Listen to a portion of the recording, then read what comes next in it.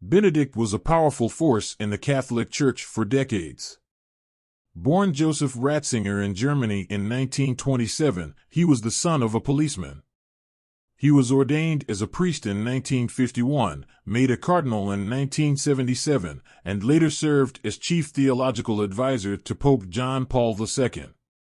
One of his most significant steps up came in 1981 when he took over as head of the Congregation for the Doctrine of Faith, the Vatican office that oversees the doctrine on the faith and morals throughout the Catholic world, according to the Vatican. Ratzinger became known as Cardinal No, stemming from his efforts to crack down on the liberation theology movement, religious pluralism, challenges to traditional teachings on issues such as homosexuality, and calls to ordain women as priests. He was elected pope in April 2005, following John Paul II's death.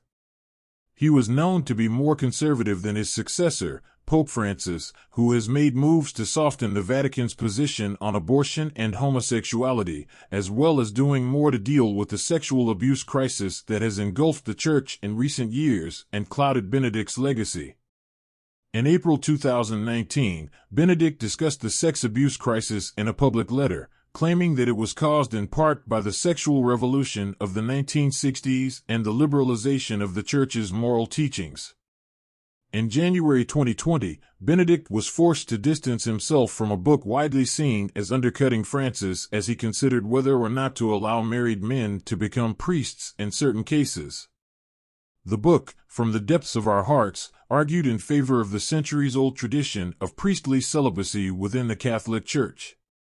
Benedict was originally listed as co-author, but later clarified that he had only contributed one section of the text. A year later, Benedict came under fire over his time as Archbishop of Munich and Freising between 1977 and 1982, following the publication of a church-commissioned report into abuse by Catholic clergy there. The report found that while in the post he had been informed of 4 cases of sexual abuse involving minors, including 2 that had occurred during his time in office, but failed to act.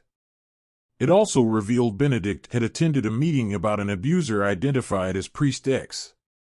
Following the report's publication, Benedict pushed back against accusations that he knew in 1980 that this priest was an abuser. In a letter released by the Vatican amid the furor, Benedict wrote that he was of good cheer as he faced the final judge of my life, despite his shortcomings.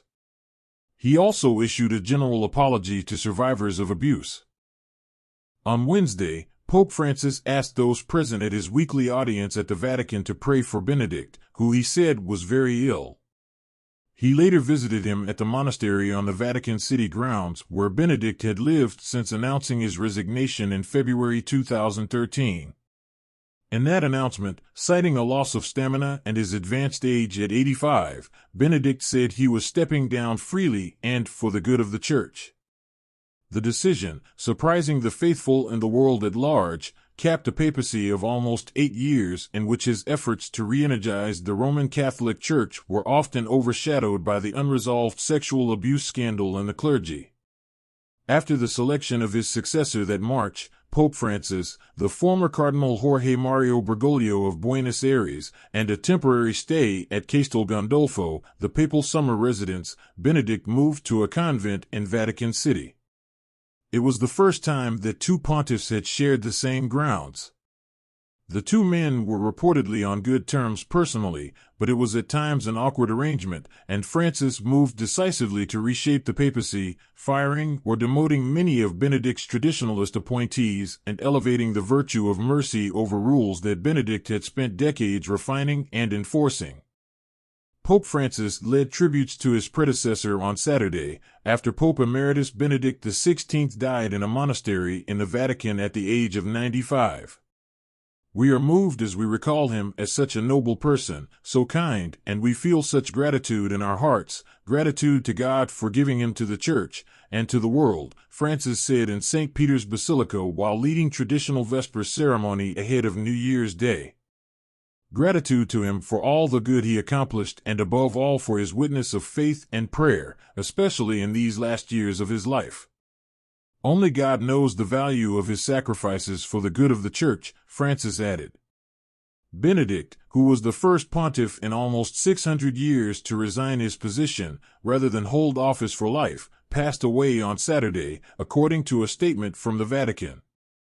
With sorrow I inform you that the Pope Emeritus, Benedict XVI, passed away today at 9:34 in the Mater Ecclesiae Monastery in the Vatican, the director of the press office of the Holy See, Matteo Bruni, said. Francis went to see Pope Emeritus Benedict XVI soon after he passed away Saturday morning, according to Bruni. The funeral of Pope Emeritus Benedict XVI will be held on Thursday in St. Peter's Square in the Vatican City at 9:30 a.m. local time, Bruni said. The funeral will be led by Pope Francis. The former pope's body will lie in state in St. Peter's Basilica in the Vatican for Monday for the faithful to bid farewell, Vatican News reported. As per the wish of Pope Emeritus, his funeral will be simple, Bruni said. News of Benedict's death came days after Pope Francis asked the faithful to pray for him, saying he was very sick. His health had been in decline for some time. Benedict stunned the Catholic faithful and religious experts around the world on February 11, 2013, when he announced plans to step down from his position as Pope, citing his advanced age. In his farewell address, the outgoing Pope promised to stay hidden from the world, but he continued to speak out on religious matters in the years following his retirement, contributing to tensions within the Catholic Church.